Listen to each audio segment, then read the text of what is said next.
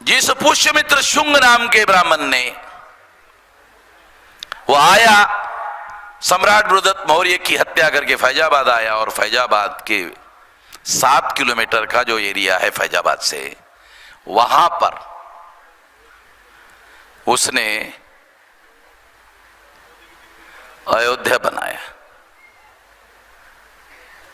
और अभी जो मेरे पास जानकारी आ रही है कि उसने जानबूझकर पाटलिपुत्र में हत्या करने के बाद जानबूझकर साकेत चुना। अभी जो नए सबूत हमारे पास आ रहे, आर्कियोलॉजिकल सबूत हमारे पास आ रहे, साकेत दुनिया का बहुत बड़ा व्यापारिक केंद्र था और दुनिया का बहुत बड़ा बुद्धिस्ट सेंटर था और मूल निवासियों के बहुत बड़े आस्था का केंद्र था। वहां पर उन्होंने अयोध्या कैपिटल बसाया। उस कैपिटल का राजा, आप सुनकर हैरान हो जाओगे, उस कैपिटल का राजा रामायण में लिखा हुआ है राम था और इतिहास में पढ़ाया जाता है पुष्यमित्र शुंग था। कुछ समझ में आ रहा है? इतिहास उत्तर प्रदेश में पढ़ाया जाता है, उस इतिहास में लिखा हुआ है अयोध्या का राजा पुष्यमित्र शुंग था, इतने पीरियड से इतने पीरियड तक था।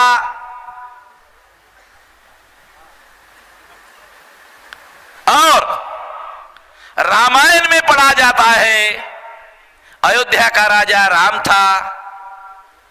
तो अयोध्या का राजा राम था, ये ऐसा कॉम्बिनेशन कैसे बना? तो महापंडित राहुल सांकृत्यायन, जो आजमगढ़ का केदारनाथ पांडे नाम का ब्राह्मण है, उसने ओल्गा से गंगा नाम का किताब लिखा। उस किताब में उन्होंने लिखा कि पुष्यमित्र शुंग के दरबार में वाल्मीकि राजकवि थे और पुष्यमित्र शुंग को सामने रखकर उसने रामायण लिखी। रामायण का राम कोई और नहीं था, पुष्यमित्र शुंग ही था। दो बातें बता रहा हूं आप लोगों को। एक, मैंने पहले बताया अयोध्या राम जन्मभूमि नहीं है, तो फिर राम कौन है? तो बता रहा हूं राम कौन है। राम कोई और नहीं है, पुष्यमित्र शुंग ही राम है। राम का कोई आर्कियोलॉजिकल एविडेंस आज तक उपलब्ध नहीं हुआ, पुष्यमित्र शुंग का मिल रहा है। आर्कियोलॉजिकल एविडेंस नहीं मिल रहा है। देखो, इसको और डबल एविडेंस से प्रूव करता हूं, एक नहीं, सिंगल एविडेंस नहीं, डबल एविडेंस। राम की पत्नी का नाम रामायण में बताया सीता। तो हमने सोचा चलो यार, राम का आर्कियोलॉजिकल एविडेंस नहीं मिल रहा है, तो उसके पत्नी का अगर मिल जाता तो मान लेते राम हो गए। तो सीता का ढूंढने के लिए गए, तो सीता, उसका जो बाप है जनक, वो हल चला रहा था जमीन में, हल चलाते चलाते मिली। सीता का बायोलॉजिकल बर्थ नहीं है, राम का बायोलॉजिकल जन्म नहीं है। साइंटिफिक लैंग्वेज में सीता का बायोलॉजिकल बर्थ नहीं है, राम का बायोलॉजिकल बर्थ नहीं है। साइंटिफिक बात में, साइंटिफिक अर्थों में बता रहा हूं। दशरथ निमुत्रिक है, ऐसा ब्राह्मणों ने वाल्मीकि रामायण में लिखा। केरला के कोई व्यक्ति है यहां बोल रहे थे कि राम बड़ा अच्छा राजा था, बहुत अच्छा राजा था। हाँ, अच्छा था। मेरी अगर वो सुन रहे हैं तो उनको लगेगा हाँ बहुत अच्छा था, कितना अच्छा था। इतिहास पढ़ते वक्त क्रॉस एविडेंस ढूंढने पड़ते हैं। क्रॉस एविडेंस जब तक आप प्रूव नहीं कर सकते तब तक वो बात मौलिक रूप से बराबर है नहीं मानी जा सकती। इतिहास पढ़ते वक्त ये ध्यान रखने का। मैं क्रॉस एविडेंस बता रहा हूं आप लोगों को, सामान्य एविडेंस नहीं। अगर राम का कोई आर्कियोलॉजिकल एविडेंस नहीं मिला तो ब्राह्मण लोग ये जानते थे कि भविष्य में ये सवाल उठेगा, क्योंकि हम तो काल्पनिक बता रहे। फिर सवाल पूछेंगे, अरे बुद्ध का मिल रहा है, उसके पहले हुआ। वाल्मीकि रामायण में 2 श्लोक बुद्ध के विरोध में गाली गलौज है। नोमानी साहब, वाल्मीकि रामायण में 2 श्लोक है संस्कृत में, बुद्ध के विरोध में गाली गलौज है।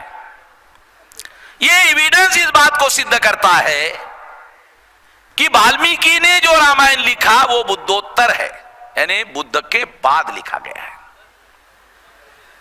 बराबर है विलास? रिकॉर्डेड बात है, प्रूव है। हिस्टोरियन मानते हैं कि रामायण बुद्धोत्तर कालीन रचना है। मैं भी यही कह रहा हूं कि रामायण बुद्धोत्तर है। एविडेंस है वाल्मीकि रामायण में, क्योंकि ये जो मौर्य की घटना हुई, बृहदत्त की हत्या की, ये बुद्ध के बाद चंद्रगुप्त, चंद्रगुप्त के बाद मौर्य और बहुत सारा, फिर उसका खानदान, फिर उसके बाद आखिरी सम्राट, सम्राट बृहदत्त मौर्य, उसकी हत्या करके पुष्यमित्र शुंग राजा बना।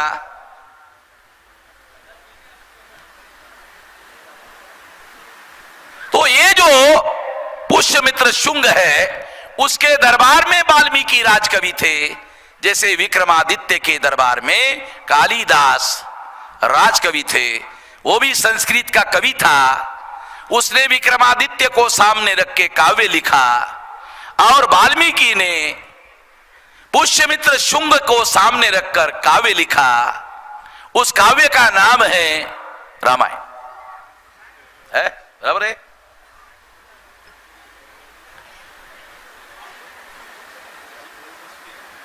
और अगर ऐसा है तो इसका मतलब यह है कि रामायण का राम कोई और नहीं है, पुष्यमित्र शुंग ही है। तो जो रामायण के अंदर काल्पनिक राम है, जिसका आर्कियोलॉजिकल एविडेंस मिल नहीं रहा है, वो इसलिए नहीं मिल रहा है क्योंकि राम कोई और नहीं है, पुष्यमित्र शुंग ही है। ये पुष्यमित्र शुंग कौन है? ब्राह्मण है। और ध्यान रखो, पुष्यमित्र शुंग ब्राह्मण है। दशरथ कौन है? राम का पिताश्री दशरथ कौन है? क्षत्रिय है। पुष्यमित्र शुंग कौन है? ब्राह्मण है। कॉन्ट्रडिक्शन आ गया कि पुष्यमित्र शुंग ब्राह्मण है, दशरथ क्षत्रिय है, क्षत्रिय के घर में क्षत्रिय पैदा होता है। मगर राम जो है, चूंकि दशरथ निपुत्रिक है, दशरथ के घर में एक भी पुत्र नहीं है, निपुत्रिक है, तो श्रृंग नाम का ऋषि है, उसके द्वारा दशरथ के घर में पुत्र संतान पैदा की जाती है। ऐसा वाल्मीकि रामायण में लिखा हुआ है। हमने नहीं लिखा, वाल्मीकि ने लिखा। और वाल्मीकि ने रामायण में लिखा, मैं प्रचेता का 10वां पुत्र हूं, और प्रचेता ब्रह्मा का पुत्र है। और ब्रह्मा का मतलब है, ये कह सकता है, वाल्मीकि के कहने का मतलब है, मैं लुंगे सुंगे ब्राह्मण के खानदान का आदमी नहीं हूं, डायरेक्ट ब्रह्मा के खानदान का हूं। ये रामायण में लिखा हुआ है विलास, है ना? रामायण में लिखी बात बोल रहा हूं, अपनी बात नहीं बोल रहा हूं। मैं ऐसे लुंगे संगे ब्राह्मण के घर का पैदा हुआ नहीं हूं। मेरा एक खानदान है, खानदान कौन सा? एकदम डायरेक्ट ब्रह्मा का, इधर उधर का नहीं, ऐरिया गैरिया खैरिया ब्राह्मण का नहीं हूं, डायरेक्ट प्रचेता के पुत्र का हूं। ब्राह्मण के घर में पैदा, ब्रह्मा के घर में पैदा हुआ हूं। और उसने ये कहानी लिखी, ऐसा दिया हुआ है रोज वाल्मीकि ने। तो इसका क्या मतलब है? उसने लिखा, दशरथ के घर में कोई पुत्र नहीं है, दशरथ निपुत्रिक है। अश्रिंग नाम के ऋषि से दशरथ के घर में पुत्र संतान प्राप्त कराई गई। इसका मतलब है दशरथ क्षत्रिय है, मगर क्षत्रिय के घर में जो पुत्र पैदा हुआ वो ब्राह्मण जो ऋषि है, श्रृंग ऋषि से पैदा हुआ है। पाटिल साहब समझ लो, बहुत बारीक बात बता रहे, माइक्रो लेवल की बात है, बायोलॉजिकल साइंस के आधार पर बता रहा हूं। इसका मतलब है वाल्मीकि ने वाल्मीकि रामायण में लिखा कि राम का जो बायोलॉजिकल फादर है वो दशरथ नहीं है, बायोलॉजिकल फादर पुष्यमित्र शुंग का जो बायोलॉजिकल फादर है वो श्रृंग ऋषि है। शुंग श्रृंग, समझ लो, बहुत माइक्रो एनालिसिस है। श्रृंग श्रृंग, ये श्रृंग और शुंग एक ही है, ये ब्राह्मण को समझ में आता है और दूसरा वामन मेश्राम को समझ में आता है, बाकी किसी को समझ में नहीं आता। इतिहास में जो टर्मिनोलॉजी होती है उसका विश्लेषण कैसे किया जाए, भाषा शास्त्र का अर्थ कैसे निकाला जाए, शब्दों का अर्थ कैसे निकाला जाए, और शब्दों की उत्पत्ति कैसे होती है, और शब्दों की तोड़ कैसे होती है, शब्द कैसे टूटते हैं, शब्दों का अपभ्रंश कैसे होता है, इतना सारा इतिहास में आता है।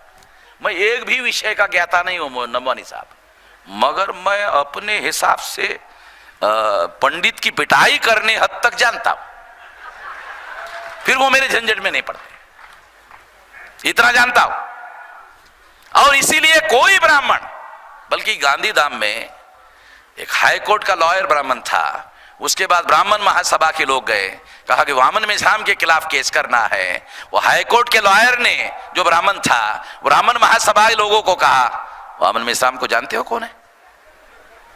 कहा कि नहीं, पहले जानो।